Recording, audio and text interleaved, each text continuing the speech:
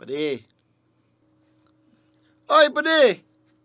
Pade, pabistado ko palang sa'yo mo si bata ko, si Sophia.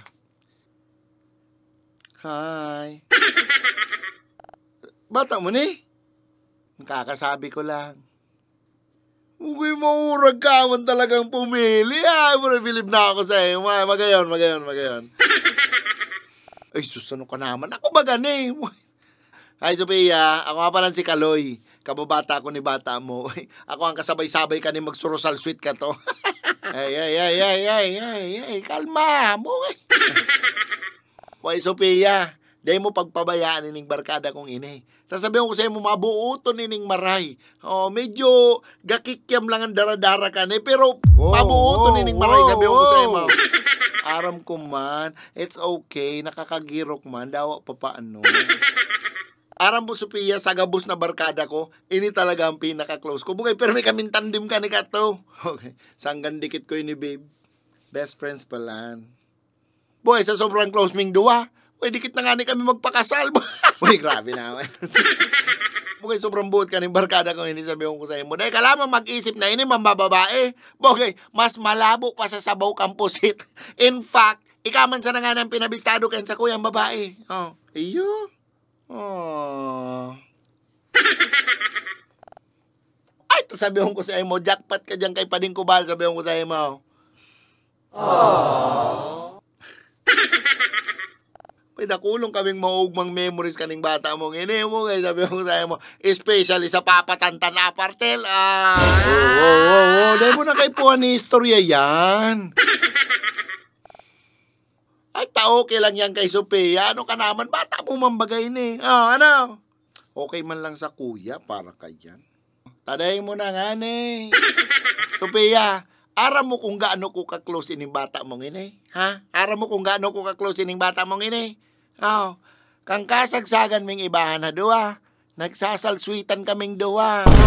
Habang nag-ihilig-hilig na itong mga brosur kang Natasha. Puwerte ang palpagan me. Bogay na sabi ko sa'yo mo, laptray po sa ibahan may kaniyo. Salsweet ko siya, salsweet niya man ako. Bogay, maugmaon tong panahon nito. Ano ba di? Kamong duwa? Babe. Ayo, kaming duwa. Bogay, palit-palitan sana kami kayo ni Pade. Bogay, najak impoy pangani kaming duwa. Kung si siyang madaog, siyang mainot. Bogay, sulbado na kaming duwa kaya. Ano ba di?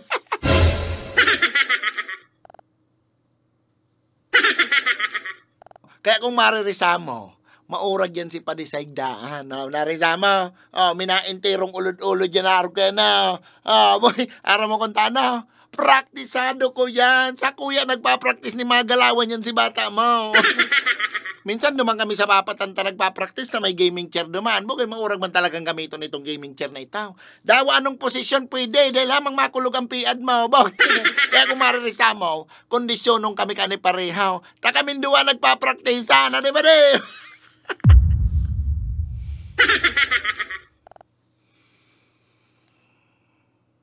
Pero, kang mga hubin-hubin pa man kami kato. Siguro mga edad me that time, siguro mga 18 years old, daro ka na ba di?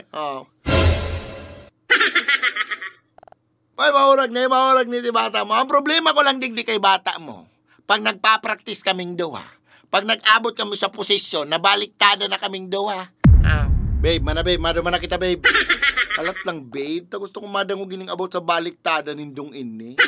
Maurag ning lumulipap si bata mo. Ang problema lang kani, ang dila kani nakaabot sa atutang. Hey! Hey! Hey! Hey! Stop!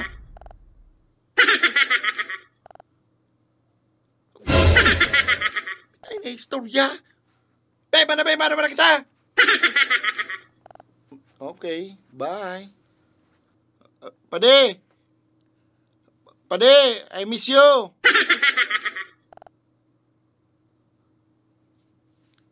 Katumahong ka. Ngunyan, nasusupog ka na.